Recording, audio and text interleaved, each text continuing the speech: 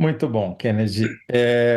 Reportagem da Folha de São Paulo diz que o ministro Alexandre de Moraes não cumpriu os ritos necessários para conspirar dele consigo mesmo, né? Uma conspiração do Alexandre com o Moraes, ou do Isso. Xandão com o Alexandre e tal.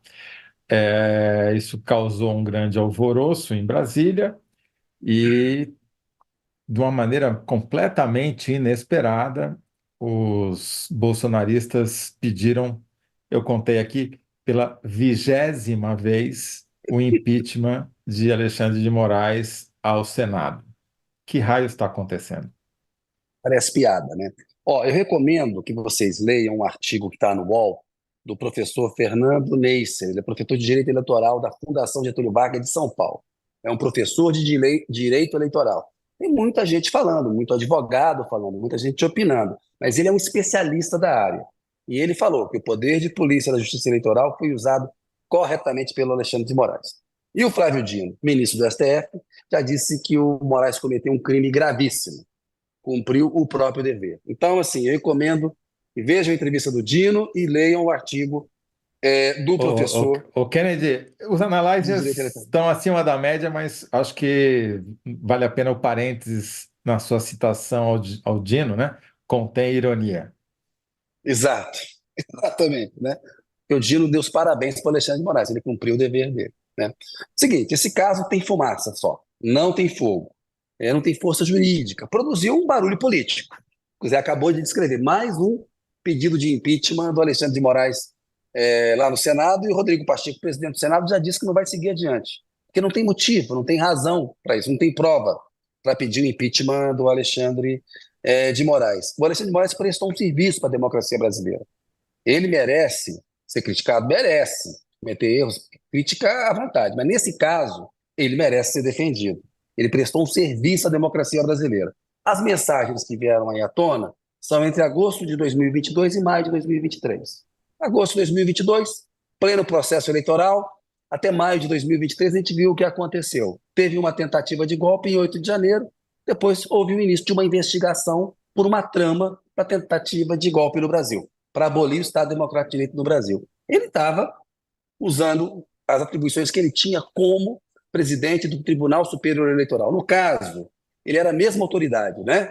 Era presidente do Tribunal Superior Eleitoral, foi o xerife da eleição e era ministro do Supremo, relator de diversos inquéritos ali, das milícias digitais, né? Que é esse pessoal usando rede social para atacar a democracia, o inquérito das fake news, que é aquele que o Toffoli abriu por ataques aos ministros do Supremo, e tem também o inquérito da tentativa de golpe de 8 de janeiro. Então, no caso aí, Zé, a gente pode acusar o Alexandre de Moraes de conspirar com um Xandão, né? É ele combinando com ele mesmo, é ele dizendo para ele mesmo o que ele ia fazer. É uma situação totalmente diferente da do Sérgio Moro na Lava Jato, que combinava com a parte, combinava com o Ministério Público, com o Deltan Dallagnol, como ferrar a defesa, virtual processo penal processual penal. A Constituição organiza a justiça eleitoral assim, né? O ministro do Supremo, ele é temporariamente ministro do TSE, eles ficam lá de 2 em 2 anos. Os juízes também eleitorais, eles vêm dos juízes normais, eles exercem aquele cargo temporariamente.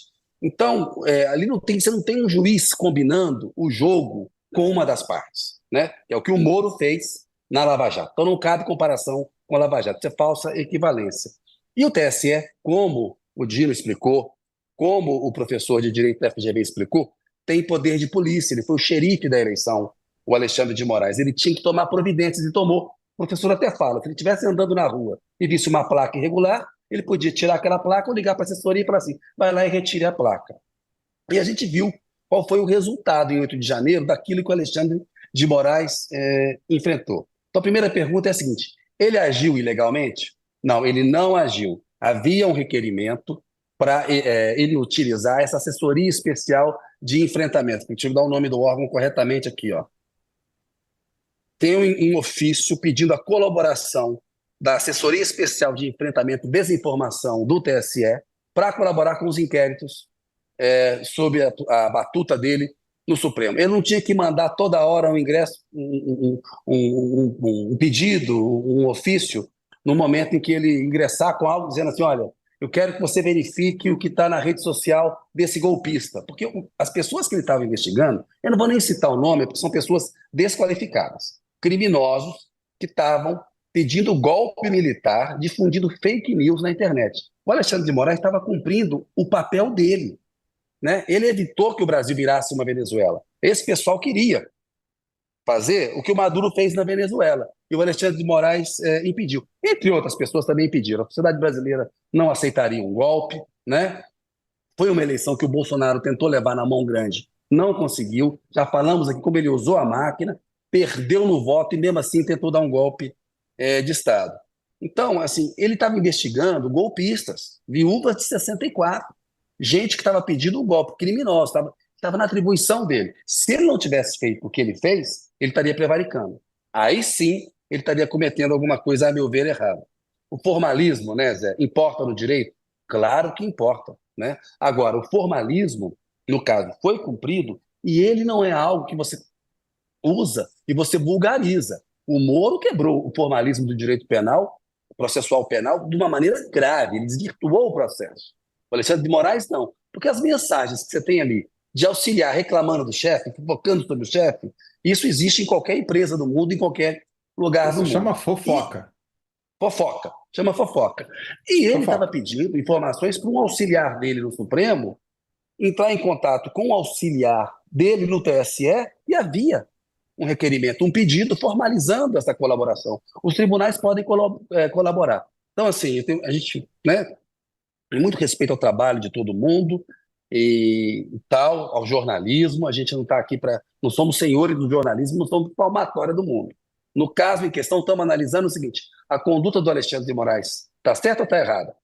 Foi correta. E o que está acontecendo agora? Os bolsonaristas estão usando isso para atacar o Alexandre de Moraes, por quê? Porque a Polícia Federal está para terminar os inquéritos, porque haverá em breve a expectativa de uma denúncia do Paulo Gonet. Aliás, é só para encerrar e te passar a palavra, o importante é punir o Bolsonaro e os criminosos que tentaram dar um golpe de Estado no Brasil, né? Quem tem que responder pelos crimes é o Bolsonaro. Esse pessoal está tentando inverter a coisa agora, né? Inclusive, na época, o Alexandre de Moraes deu conhecimento ao Ministério Público.